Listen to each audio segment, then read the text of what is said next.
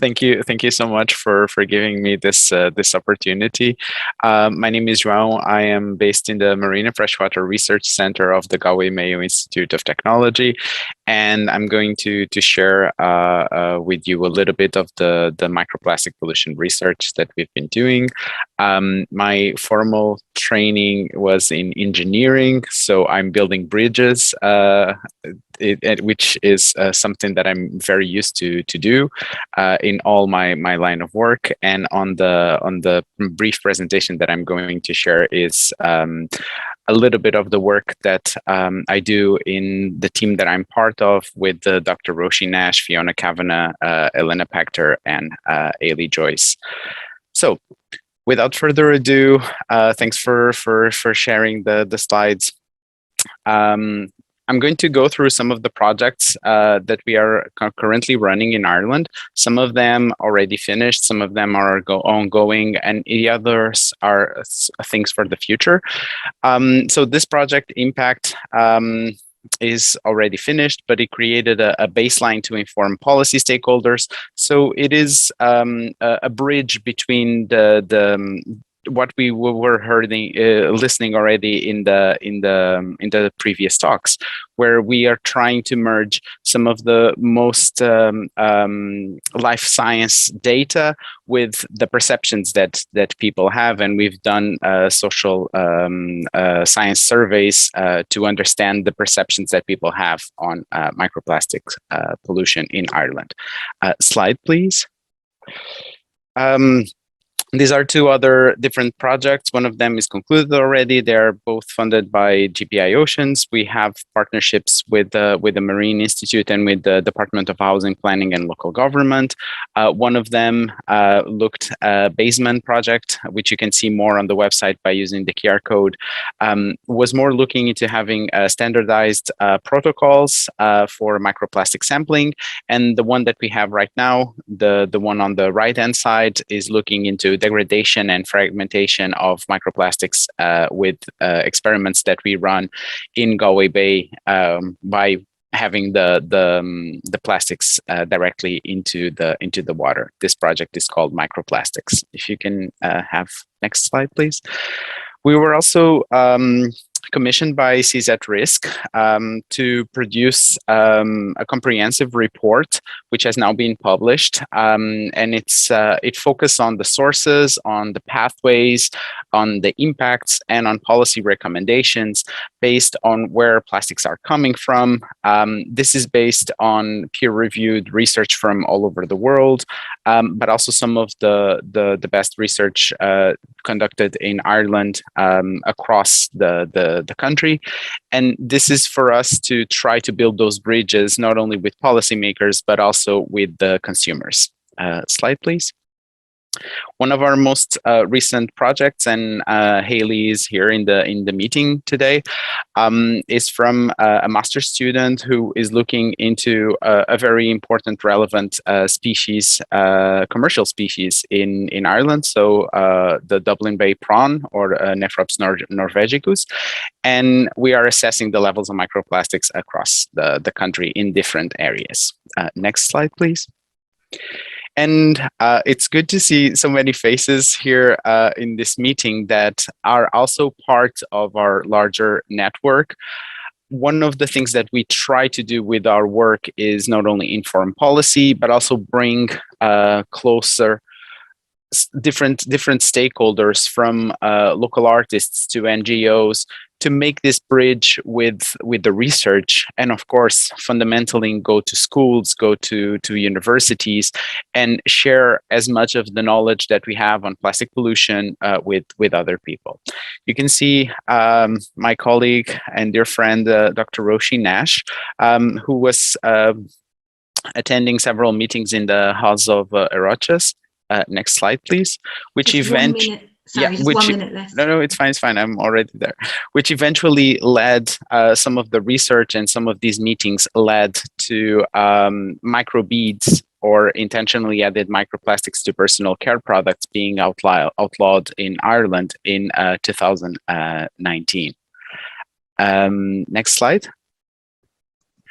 So this is a very, very brief talk because I don't have much more time, but I wanted to share with you that we are doing a lot of research. We're trying to connect to the relevant stakeholders. If you want to get in contact with me or with people within my team, go to any of these websites and we can share ideas for projects. We can do collaborations, and we're much looking forward to expand our knowledge and to help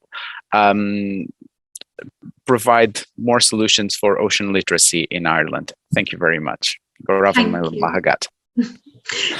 Thank you so much, and I'm sorry for being so strict on the time. It's fine. I ran over so much earlier, so thank you. No, it's fine. It's fine. Okay, next up we have Jimmy. I think Jimmy, are you going to speak, or is it yourself and Catherine? Are you I'm going to take the slides. Yeah. Okay. Yeah. Can you all hear me? Okay. Yes. Okay, great. Thanks, Noreen. Thanks for the introduction. And just going to run through the new River Basin Management Plan that's been released by Department of Housing, Plan and Local Government. It's a new plan for our natural waters that runs up until 2027, and it's the third River Basin Management Plan that Ireland has produced. The first was in 2009, ran up to 2015, and then the second one that Micheál referenced earlier on that ran up until this year from 2018.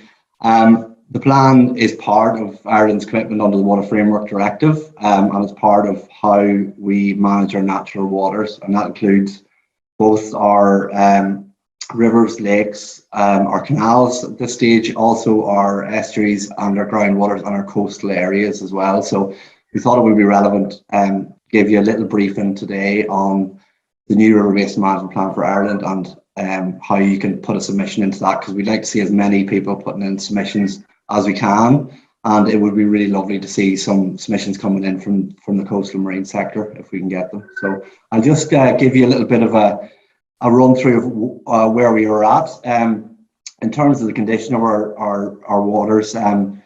This is the status as assigned by the Environmental Protection Agency for our waters. You can see there it runs through from high on the left hand side of your screen to bad on the right hand side of your screen. Generally, we're getting rid of the worst of the worst. So most of the bad waters are being dealt with, but unfortunately, we're also losing the best of the best. So we're kind of seeing a track towards the middle, if you get me, the middle ground. And we're getting some waters falling out of good into moderate, and also some moderate waters falling into poor, which is unfortunate. So we have been going in the right direction up until the last plan, but this plan certainly suggests that we're not improving things fast enough to hit the deadline of 2027, where all waters across the European Union should be at good status or above. So that's would see that graph as green and blue in front of you there. We can also see there on the graph, and I've highlighted the transitional and coastal waters. Transitional waters are probably in a worse condition than all of the other natural waters in the country. So I think it's very important that we do get some representation and some submissions in from the coastal sector. And this is probably downstream effects, the impact of runoff. Micheál showed the impact of nutrient pollution there at Inchydoney down in Cork. We can see this, and our estuaries are the collection zone for our rivers in large parts, so it's probably not surprising this.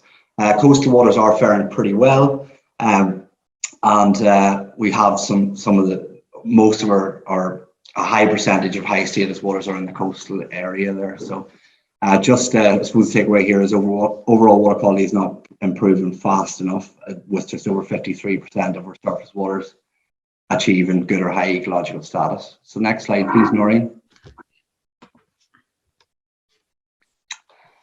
Okay, this slide came out a bit differently on my machine than it is on yours, but anyway, I'll try and pick through it.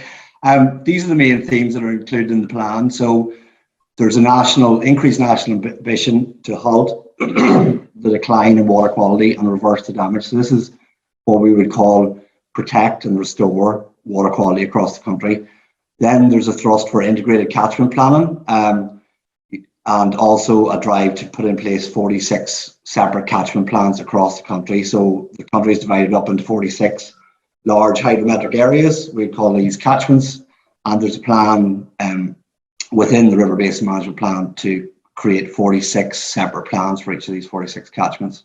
There's also greater coordination, so there'll be increased support for the likes of the Local Authority Waters Programme, the various state agencies tasked with implementing some of these measures. Obviously, water is a very busy pitch whenever you come to listing out all the organisations, events to do with it. So there does need to be an integrated, coordinated approach to do this, and certainly there'll be carryover from the last plan where there was increased governance arrangements put in place, the likes of national technical implementation groups, water policy advisory committees at state level, to sort of drive this change and to implement this change across the country. Sorry, you've just 1 minute left. Yeah, grand, I'll rush it.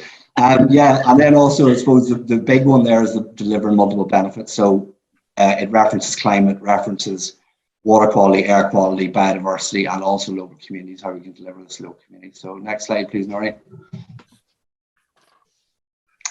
Yeah, these are some of the key measures. There's 111 different measures included in the plan. I've highlighted 6 of them there as stars, and they're all listed out in Appendix 2 of the plan. Next slide, please.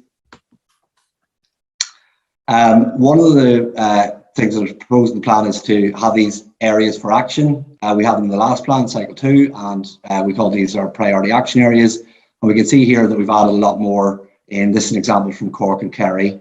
And you can see there we've got lots of different areas for action in terms of protection, restoration, and also blue dot areas for action, which will be looking at our high status waters. Next slide, please.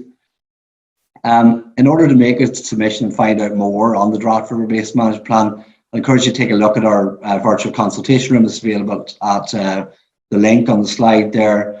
You can make a submission direct to the department at that slide, and then also you can attend one of our local meetings, and you can find out details of these at our website, lawaters.ie, and you can contact either myself or Catherine to find out about ones in your local area. So thank you. Thanks, Jerry. And again, sorry for rushing you. I do You're forget. grand.